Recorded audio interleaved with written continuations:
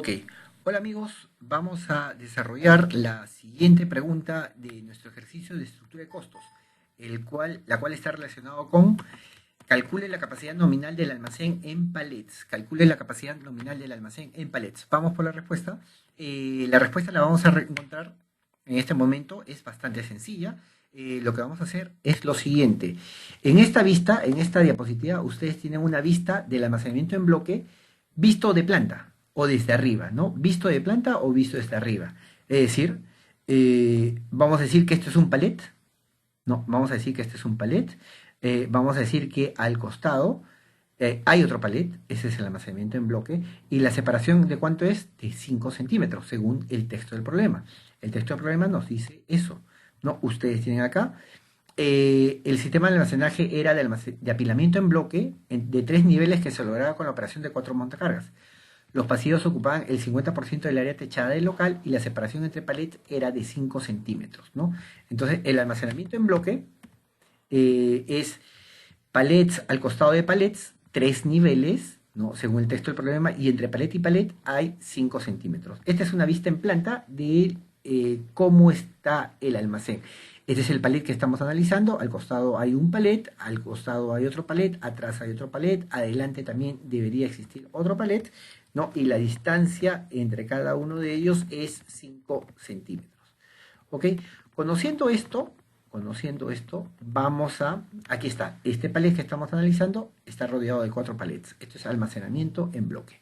Correcto, entonces conociendo esto, vamos por la solución del problema, de esta pregunta. Dice, calcule usted la capacidad nominal del almacén en palets. Perfecto.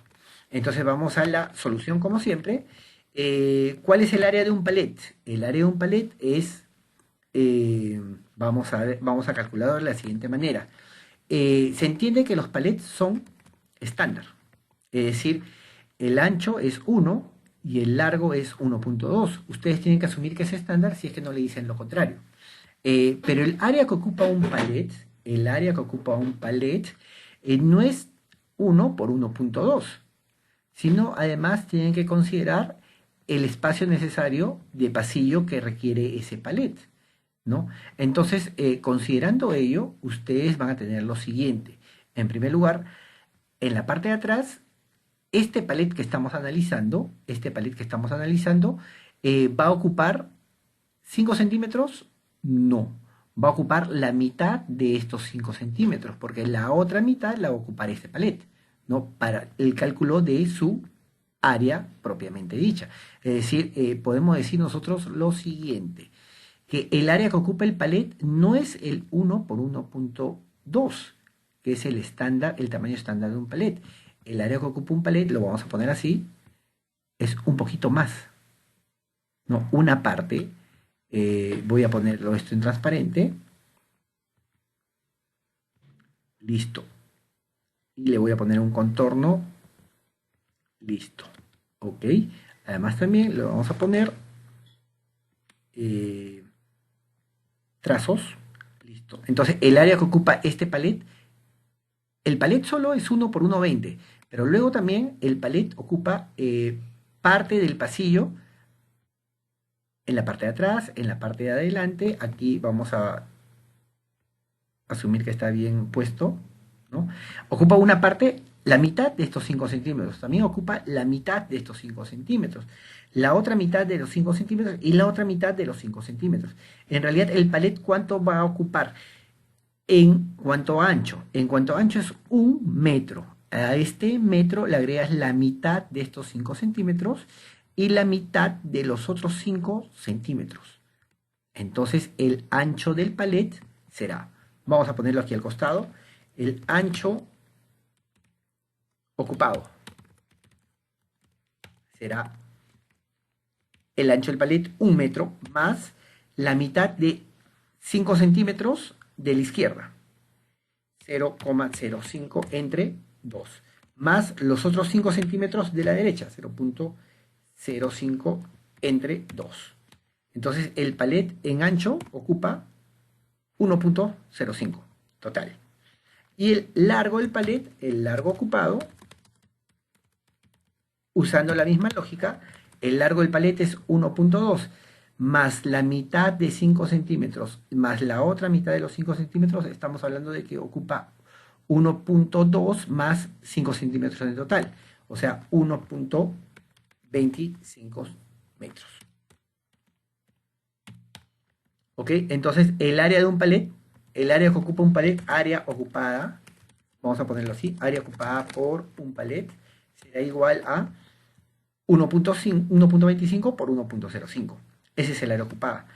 ¿Cuál es el área de almacenamiento? Señores, por el texto del problema, nosotros sabemos que el área de almacenamiento es, dice, el almacén de productos terminados tenía un área de 5.000 metros cuadrados. El sistema de almacenaje era de apilamiento en bloque, de 3 niveles que se lograba con la operación de 4 montacargas. Los pasillos ocupaban el 50% del área techada de local y la separación era de 5 centímetros.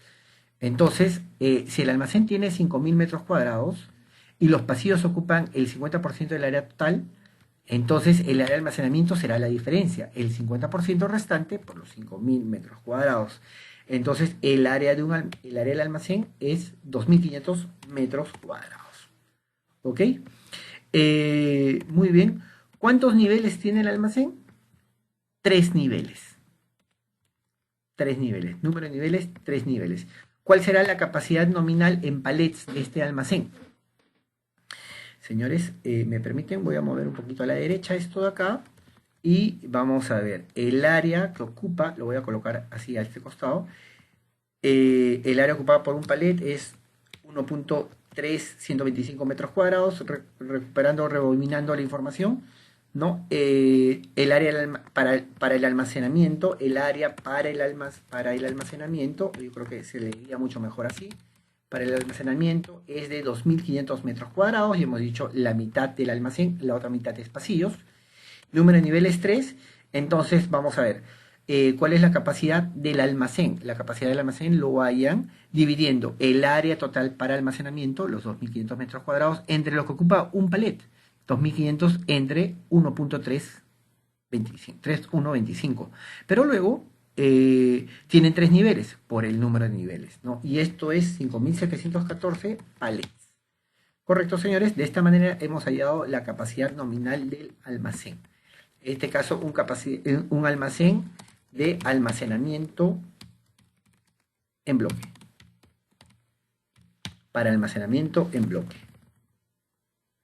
Capacidad nominal del almacén, técnica de almacenamiento o tecnología de almacenamiento en bloque. Vamos a la parte C del problema. A ver, vamos a la parte C del problema. Dice, ¿cuál es la exactitud de los inventarios del almacén? Ok, nos vamos a la lámina de control de existencias y dice el problema. Pero aún con este control, de los 80 artículos que manejaba, había 30 en promedio que tenían diferencias. Su jefe ya le había pedido que mejore la exactitud de inventarios, pero él estaba seguro que no era hurto. Muy bien, esta información es la necesaria para calcular la exactitud del inventario, de la exactitud de inventarios del almacén. Ahora vamos a ver, tiene en total 80 artículos, pero de los cuales 30 tenía diferencias. Entonces, ¿cuántos estaban correctos? La diferencia, 80 menos 30. Tenía 50 productos correctos. 50 productos correctos o con el stock correcto, ¿de cuántos? De 80 en total. Entonces, la exactitud de registros de inventarios la calculamos de la siguiente manera. Total de registros, ok, 50, lo que habíamos conversado. Total de registros o total de SKUs, ¿no? 80. La exactitud de registro de inventarios es 80, es 50 sobre 80, 0.625, o de otra manera, en porcentaje 62.5%, ¿no? Entonces, este indicador de exactitud de registro de inventario, vamos a salvar, se conoce como ERI y lo hemos revisado en la parte teórica de nuestro curso. Parte D. Opine sobre la gestión del jefe de almacenes. ¿Qué opiniones tienen sobre el jefe de almacén? Esto ya lo hemos comentado en la lectura de las diapositivas, ¿no? Tenemos muchos puntos a favor, pero también tenemos muchos puntos en contra, ¿no? Podemos hacer un resumen súper breve. Punto número 1, por ejemplo, la falta de liderazgo.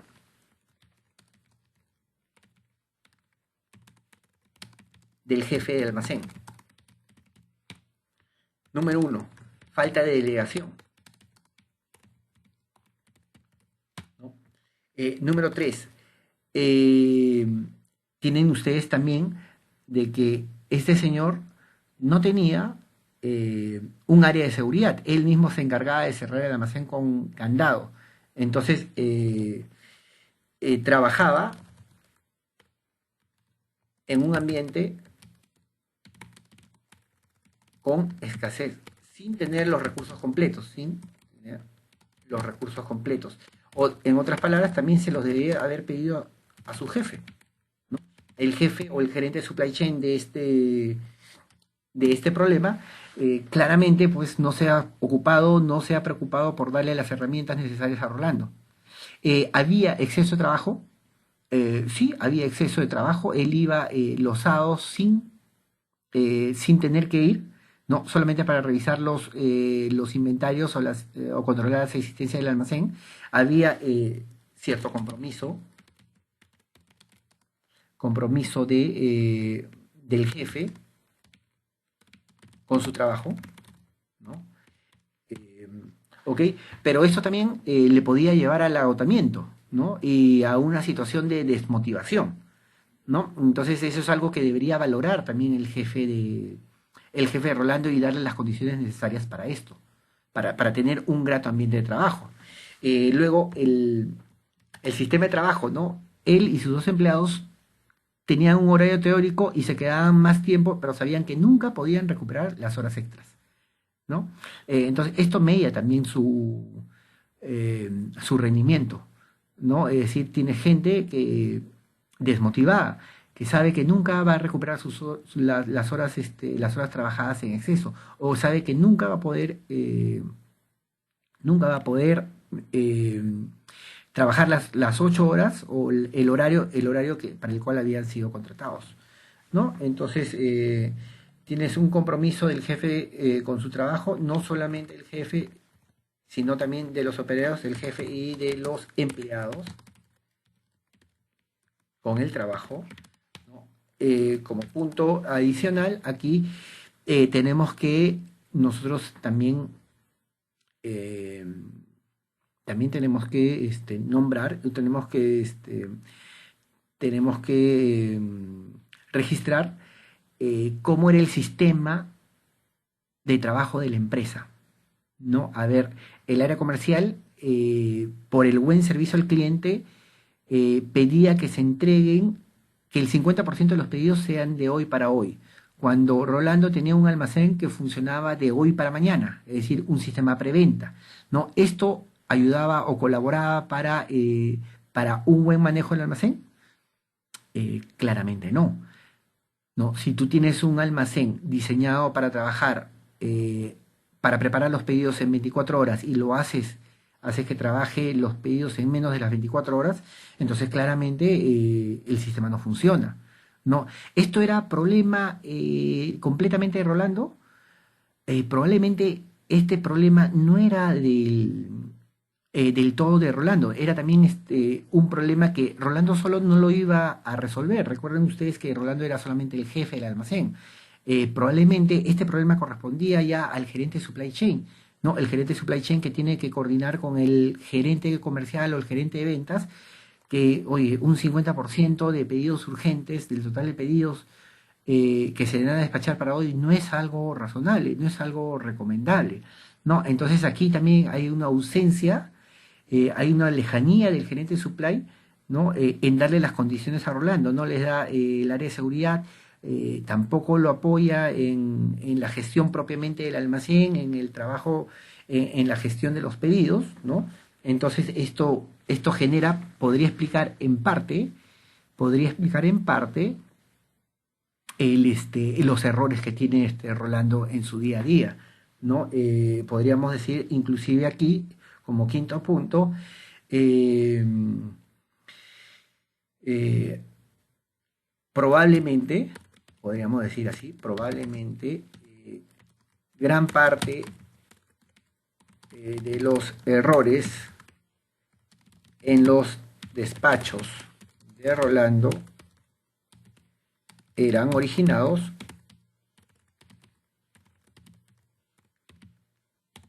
porque se trabajaban, porque la cantidad de pedidos urgentes era muy alta, porque el porcentaje de pedidos urgentes, 50%, era muy alta. ¿Ok? Por otro lado, Rolando de alguna manera se había insensibilizado con los errores en los despachos, eso también es cierto, ¿no? Si bien es cierto, la génesis o el origen de este problema era que el área comercial hacía un mal uso de los recursos o de las capacidades de la empresa, por otro lado, existía cierta insensibilidad de Rolando ante los errores. Lo había hecho como su día a día, ¿no? Y esto es algo bastante crítico, sobre todo cuando hablas de stock, ¿no? Cuando hablas de mercancías, ¿no? Aceptar que vas a tener errores en los despachos, ¿no? Como parte de tu día a día, ¿no? Y aceptar también que el inventario está descontrolado, ¿no? Y que siempre vas a encontrar errores, es algo crítico en un almacén, ¿no? Más bien tienes que buscar lo otro, ¿no? Que el stock esté, que los despachos se hagan eh, de manera correcta, ¿no? Precisos, ¿no? Eh, Esto es un problema en un almacén, ¿no? Es un problema grave en un almacén que es algo que tendría que solucionar también Rolando, ¿no? Pero todo está amarrado, ¿no? Todo está amarrado porque Rolando también tenía, como habían problemas en los despachos, probablemente el área comercial o el área de ventas tomaba o registraba esos problemas y exigía a Rolando eh, que, que, eh, que mejorara su precisión y a cambio le solicitaba o le exigía, oye, despacha para hoy, ¿no? Eh, Estaba en una situación, en un círculo vicioso Rolando, ¿no? Del cual, para poder ayudar o para poder salir de esto, tenía que recurrir también a la ayuda de su jefe. Él solo no iba a resolver este problema. Ok, señores, listo. Esto es parte de, esta es la última pregunta y con esto, bueno, terminamos la solución de este problema. Muchas gracias.